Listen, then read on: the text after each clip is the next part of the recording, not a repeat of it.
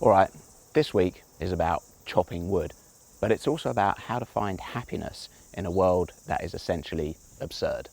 So I was around my mate's house recently, and he's got this kid who's like a total genius. And I was cutting up these bits of meat, these little bits of kind of cured ham, and people were coming in and they were eating the meat at about the same pace that I was cutting it. And so I said to the little kid, "This task is becoming Sisyphean." And the kid says to me, "Yeah, well, some people thought that Sisyphus was happy."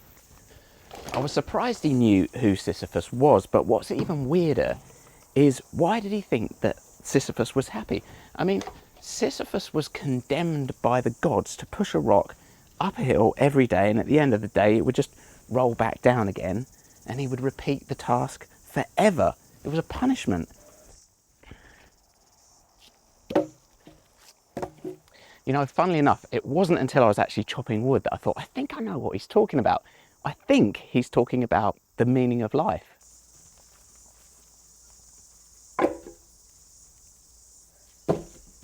The punishment was meant to break the spirit of Sisyphus.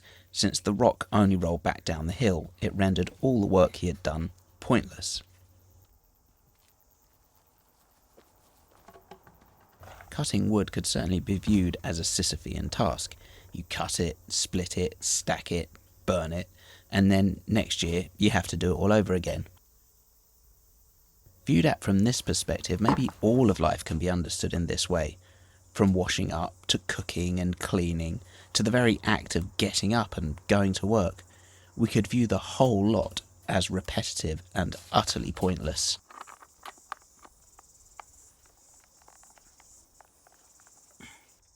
Case in point, what could feel more pointless than sharpening a chain, only to immediately make it dull by cutting wood?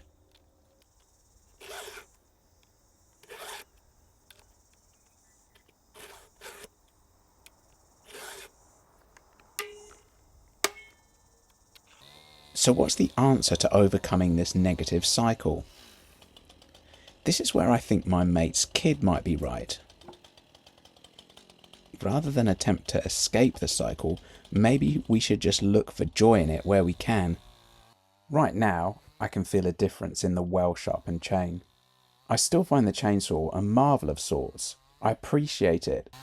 I think how unbelievably tough it would be to do this job with a handsaw.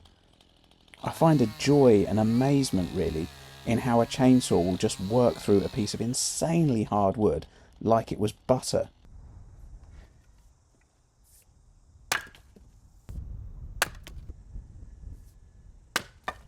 There is also a joy in swinging the axe, the sound it makes when it hits the wood right, the smell of the wood, the beautiful deep red colour, and the tight grain pattern when you bust it apart. Sometimes tasks like this can feel repetitive and boring, but for me, if I can focus on doing them well and employing a beginner mindset where I try to work better and more efficiently, it makes me feel like, although the task itself is without progress, since I'll have to do it all over again next year, there is, however, the progress within myself.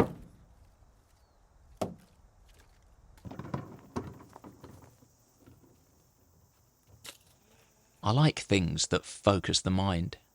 It doesn't matter what it is. Could be surfing, snowboarding, swinging a sharp chunk of metal through the air. In any case, if you drift off and think about, say, whether your car is overdue for a service, there will be consequences. I think there's a benefit from this kind of enforced mindfulness.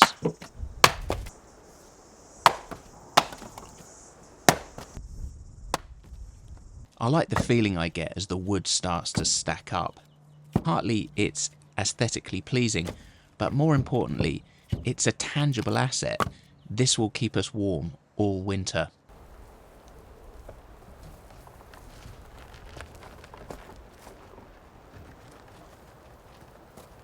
Best of all is the sense of self-reliance. Geopolitical instability could send fuel prices in any direction, but if I have enough wood, I'll be able to keep us warm and dry and heat the bath water. Having wood to burn is everything to me. Sitting in that bus in the middle of winter without a wood-fired stove would be miserable. It's so nice just to sit there with the glow of the fire. But you know, the job of getting firewood was actually quite sort of tough, really. The stove that we've got in the bus is tiny. It's only about this sort of size, so the rounds of wood I need to cut are very small. But the wood that grows on our property is really sort of twisted growth with lots of branches and knots, and it's actually quite tough. It's also very hard wood, and it's actually quite tough to cut. And I was using this axe. This is my granddad's. I get the sense that everyone has an axe like this that they inherited from somewhere. But the issue is, I think back in the day, before everyone owned a chainsaw, I would imagine that people had axes mainly for felling trees more than splitting wood, or at least to do both of those tasks. And as such, the blades are amazingly thin. And if you look at that, you can see how that's pretty thin. And when it goes into the wood around here that's all twisted, it just would get like caught in the wood. And the whole job of preparing the wood for winter was just an absolute mission, rather than toiling away like Sisyphus, chopping wood that just ends up getting burnt and you got to start all over again. I thought, how can I enjoy this process a bit more? So actually I bought a wood splitting axe, and this thing, you know, you just look at the head on that, it is designed for splitting wood, and it just busts the wood apart, even if it's knotted or, you know, is covered in kind of branches. It just doesn't matter. This thing just hammers through it. It's also a slightly heavier head on it, and I mean, if you look at the difference between the two, it's you know, it's just a completely different beast, and I love it. I absolutely love it. It has changed the task of splitting wood from being kind of annoying to being fun. You know, I'm getting some exercise, I'm sweating, and I feel that I'm just enjoying it. It's cool.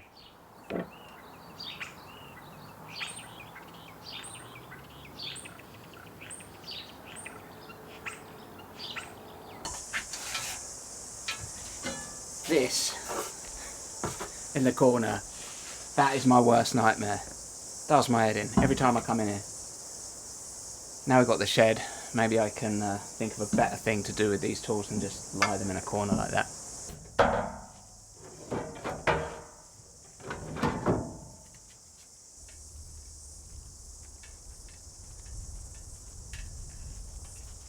I spent 20 years working as a cameraman. A big part of the job is knowing where stuff is. Lenses, lights, stands, tripods, batteries. On the average shoot, I could easily have 100 items that I needed to access quickly. If something isn't in its place, you have zero chance of remembering where it is.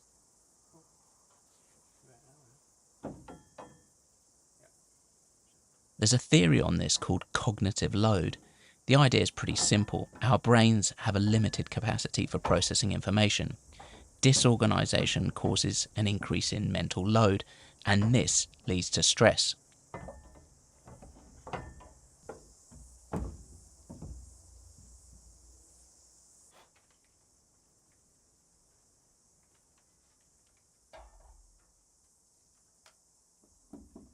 I can attest to this. If I have to spend 10 minutes looking for a spade to dig a hole, I get pretty annoyed.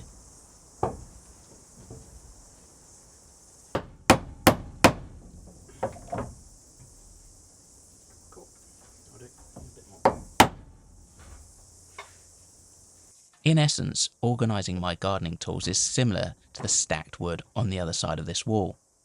It's easy to overlook these tasks as trifling, but they inform the colour of my life.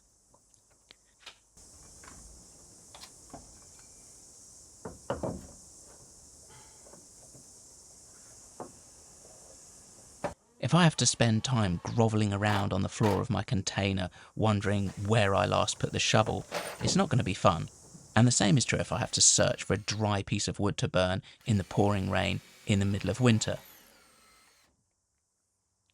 The things that I have to interact with every day may seem trivial or mundane, but actually they are important, as together they form a kind of patchwork of things that become my life. This feels good. Feels a lot more organised. I'd quite like to put a few axes in here, to be honest. It'd be quite useful, but seems like quite a bad idea. Maybe I'll leave that. But yeah, this works. If that made some sense to you, let me know in the comments. Thank you so much for watching. See you next week.